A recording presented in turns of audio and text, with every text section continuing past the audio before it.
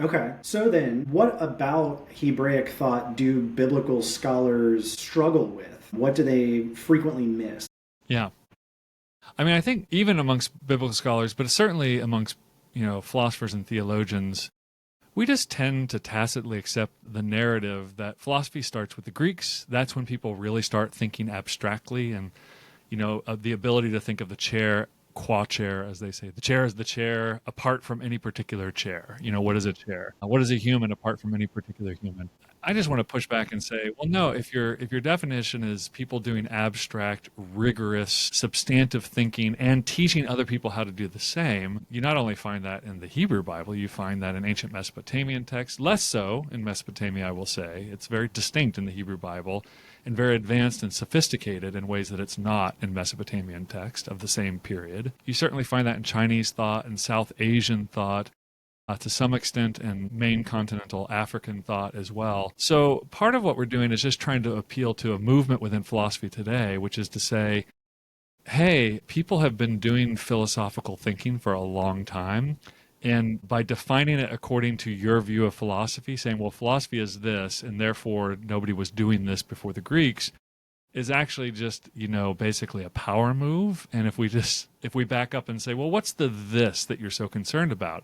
This abstract, rigorous thought about the nature of reality, we see very clearly. And by the way, again, don't listen to me on this matter. Ancient Near Eastern experts have been saying this since the 1940s, that if you're looking for critical intellectualism and the power of abstraction, you need, and these are not Christians, these are, people who are studying ancient Near Eastern texts saying the Hebrew Bible is where it's at, not in Mesopotamia, not in Egypt, but the Hebrew Bible is doing this, and it's not until the Greeks and the Romans come along that you see anything in league with what the Hebrew Bible is doing. Well, so I think you were kind of highlighting what is it that philosophers miss about what's going on with Hebraic thought, which is absolutely good and helpful and probably worth revisiting. But what is it then that the biblical scholars, the folks that are actually in the texts, what are they missing about Hebraic thought?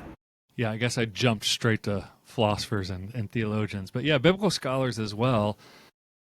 As my colleague Jaco Gericke has pointed out in his Rutledge book, they have had. I don't know if it's much of a problem now, but they have had a general tendency to really not want to think that the Old Testament authors have a philosophical bone in them. They really want to think in terms of these were material people who lived in a material world, and everything, it's just whatever is in front of them, their gardens, their food, their houses.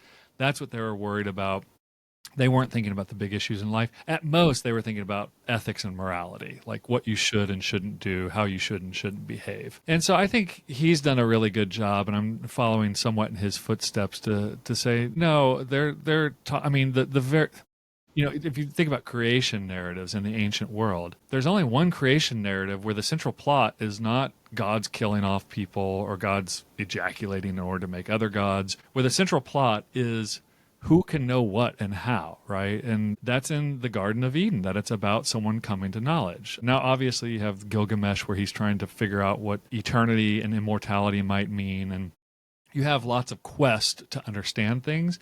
But you don't have this central focus on, like, well, what is proper knowledge and how do people come to that and what's involved, what are the constituent factors? And that's the problem of humanity. Shortcutting the prescribed route that you get from God in Genesis 2 is the thing that breaks the cosmos. It's not a massacre. It's not a sexual assault. It's somebody like sidestepping God's intent for how humans are supposed to be in community and how they're supposed to come to know things. That tells me that things like what is knowledge and how do we come to it properly is a central focus. And then you just follow that out. And I will say, a generation ago in Old Testament scholars, they were not super interested in these kinds of topics. Today, I'm seeing a lot of interest, people going, okay, there's something to that. Yeah, I hadn't thought about that before, but now that you point out the pattern, I even see this pattern over here in Ezekiel, or I see this pattern over here in Jeremiah. Is there a sense in which the disciplines of philosophy and biblical studies just generally would benefit from some cross-pollination, that what you're doing with the center is also solving. And I guess the question behind the question is, I'm thinking of like Nicholas Wolterstorff in his Justice and Love and Justice, Rights and Wrongs. He's looking for a place to build a biblical ethic from. And he starts with the image of God, the imago Dei, but quickly rejects it because biblical studies scholars don't seem to have a definition that they go by, or they play fast and loose with this. Right. So is there a sense that the Hebraic thought can help clarify a lot of these things? Yeah, I mean that's a really good example. Thank you for giving me a crystal clear example I can work with, because that's a good example of, he's an analytic philosopher, although he's not dyed in the wool analytic. He can stretch and flex other philosophical muscles, Nicholas Walters.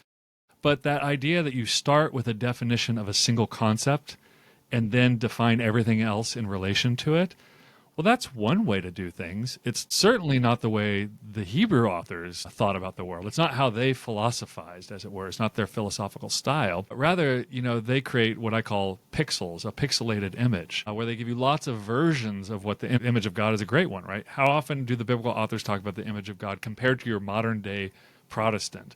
Almost hardly at all. Like three instances in the entire Bible where the image of God shows up. I think it's about 3. But to say that they only talk about the image of God in 3 places means they only discursively talk about it in those 3 places. They're talking about it all the time. They create a forest of instances of what the image of God is and isn't, and how it operates in all kinds of different scenarios, really, really messed up scenarios where, like, daughters are roofing their father in order to have sex with him to carry on propagation. I mean, there's something to be said about what the image of God is, even in those scenes. But by creating the forest, you can kind of see images emerge. This is why, like, pixelization. It creates a bunch of different colored pixels in order to create a larger image of what it's trying to argue for. So holding the biblical literature hostage to an idea like, well, you got to define this one term very clearly and then use that term consistently.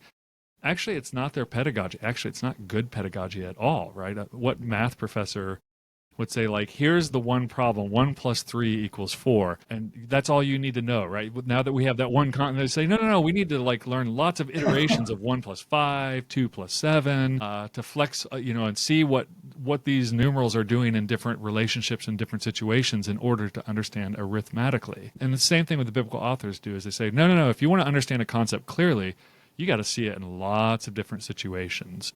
And so I think, so it's not that there's anything wrong with his definition or his frustration with the lack of definition. It's that it's not taking seriously a different philosophical style that might be more apt to understanding abstract concepts.